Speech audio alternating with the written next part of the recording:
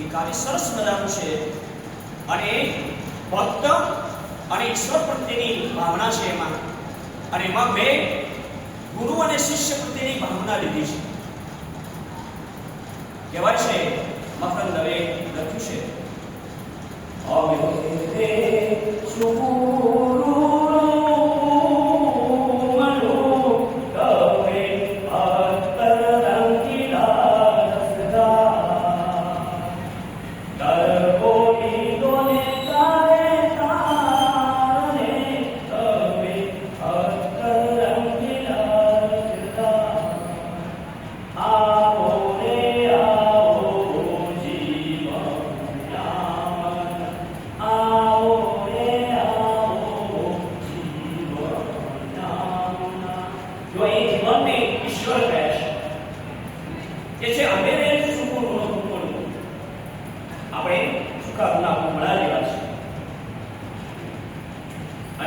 શિષ્ય એ સુકા ગુના ગુના તમારી સમક્ષ આવનારા દરેક સમાજમાંથી બાળકો તમારી સાનિધ્યમાં આવશે.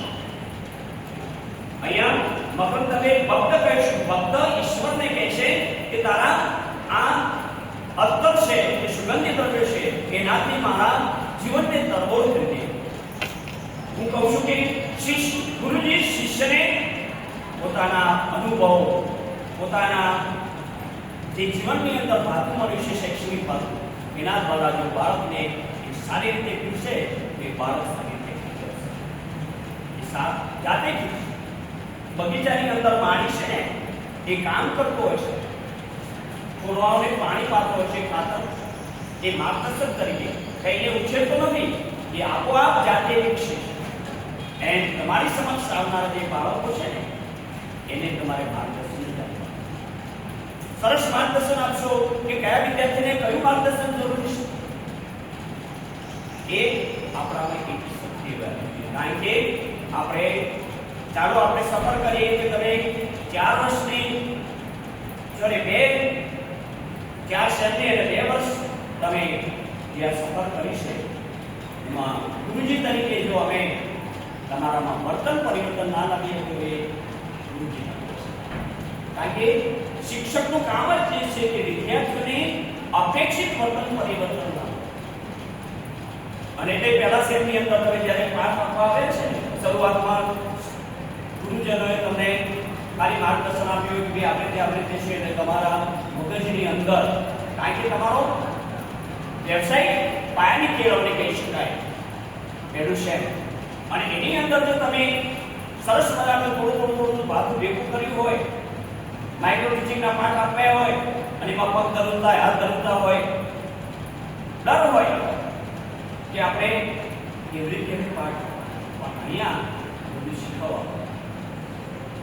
એટલે ધીરે ધીરે તમે એ તાલીમાર્થી તરીકે અહીંયા જ્યારે પ્રવેશ કર્યો, પછી બીજા સેમની અંદર તમારા કૌશલ્ય વિકસ્યા.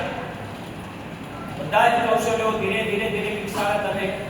કારણ કે અહીંયા બ્રિજ રેશન, કારણ કે પુલ બનાવવો પડે ને, નદી કિનારે એક જગ્યાએ બીજી જગ્યાએ પુલ જોઈએ, તો પુલની પણ સમજ તમે અહીંયા મેળવી લીધી કે જીવનની અંદર ઘણા બધા પુલો આવશે, અને પુલ બનાવીને આપણે આપણું જીવન આગળ ધપાવવું. એટલે સ્ટ્રેશન ચાલુ કર્યો, બ્લોક ટીચિંગ.